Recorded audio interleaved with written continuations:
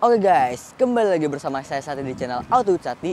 Sekarang saya sudah berada di Auto Hike Bintaro dan di sini ada banyak sekali mobil seperti contohnya Mercedes-Benz, BMW dan Audi dan masih banyak lainnya. Di video ini saya akan mereview salah satu mobil SUV asal pabrikan Inggris yang cukup unik dan ini dia mobilnya.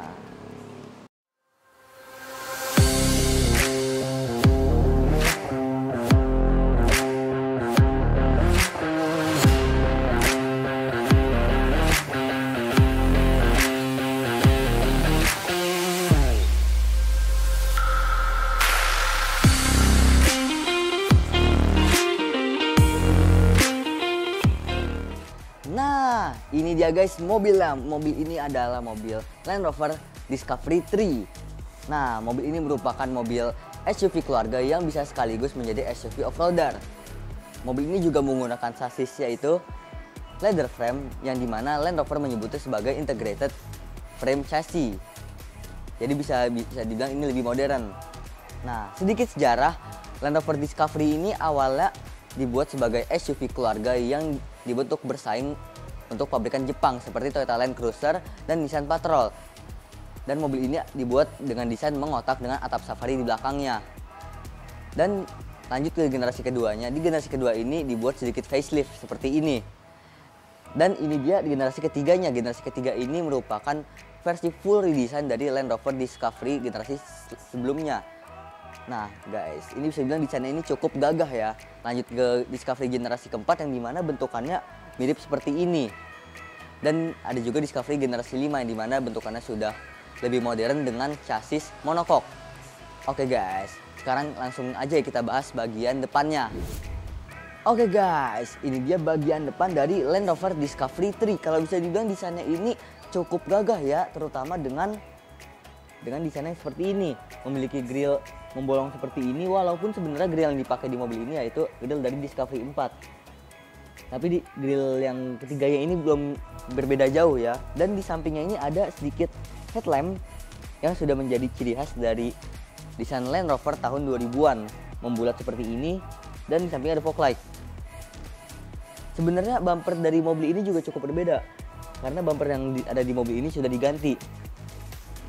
Nah guys, ukuran mobil ini memiliki ukuran lebar sekitar 1,87 meter atau 1870 mm.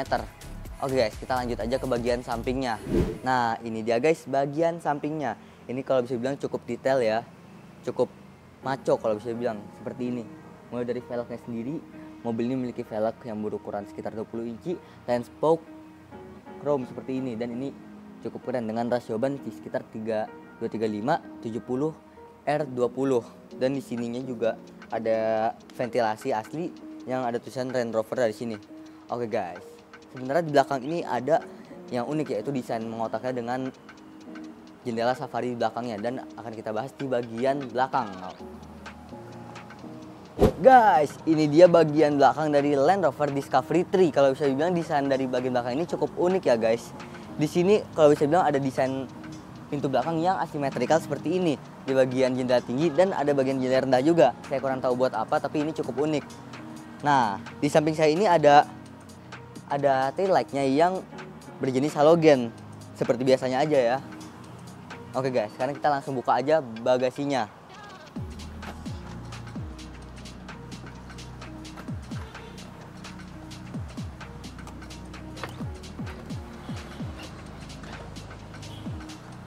Nah ini dia bagasinya, kalau bisa dibilang kapasitas ini cukup besar ya. Ada di sekitar 1188 liter kalau row ketiga dilipat. Tapi kalau row kedua juga dilipat bisa menghasilkan kapasitas yang lebih yaitu di sekitar 2300 liter. Nah kalau bisa dibilang ini cukup keren ya interiornya. Kita langsung tutup aja bagasinya. Nah oke guys, sekarang kita lanjut aja ya ke interiornya.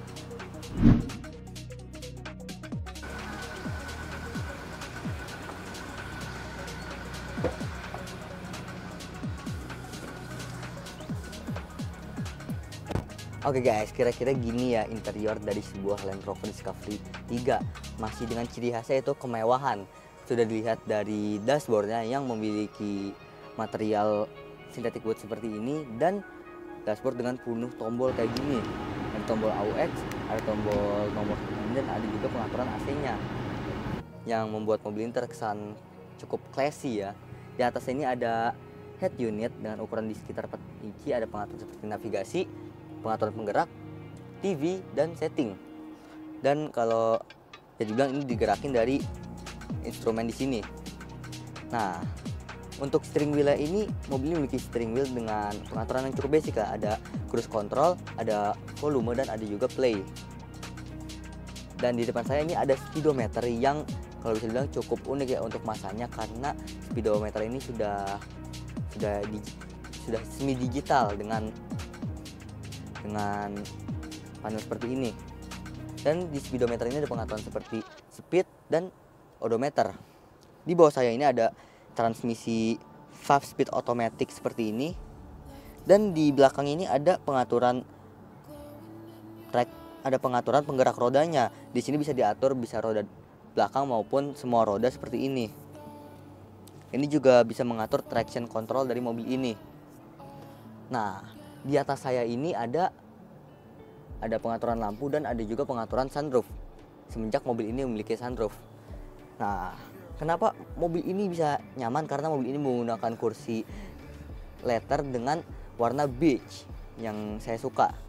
Nah, tadi kan udah tuh fitur kenyamanan dari mobil ini. Sekarang saya akan membahas fitur keamanan dari mobil ini. Fitur keamanan sendiri ada ABS, ada traction control, dan ada juga 4 airbag.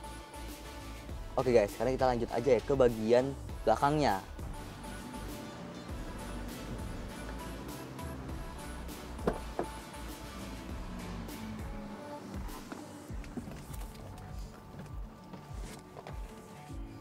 Kira-kira gini ya guys rasanya dari Rogue 2 Discovery ini, karena interior dari Discovery ini cukup nyaman dan cukup luas.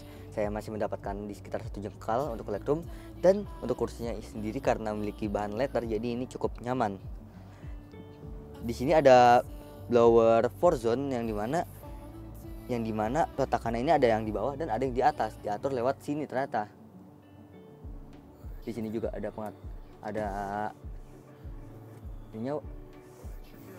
ada hoardingnya gitu ya guys kira-kira.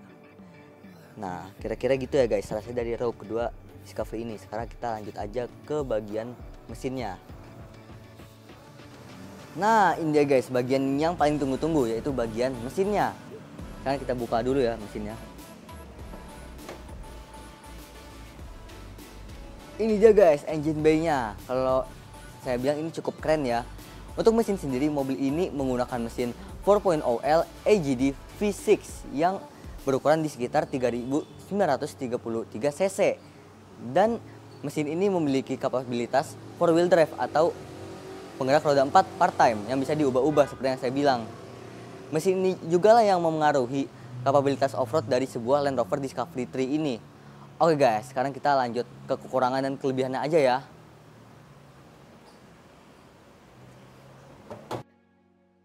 Guys, jadi gini, menurut saya kekurangan dan kelebihan dari mobil ini, mulai dari kelebihan dulu deh.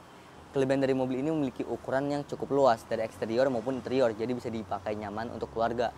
Mobil ini juga memiliki fitur yang sangat beragam untuk masanya, dan mobil ini memiliki off-roading yang cukup bagus. Tetapi kekurangan adalah row ketiga dari mobil ini masih dinilai cukup sempit bagi saya ya. Oke guys, kalau ada saran mobil atau saran kritik bisa letakkan di kolom komentar. Nah, jangan lupa like, comment, dan subscribe. Guys, see you later. Bye.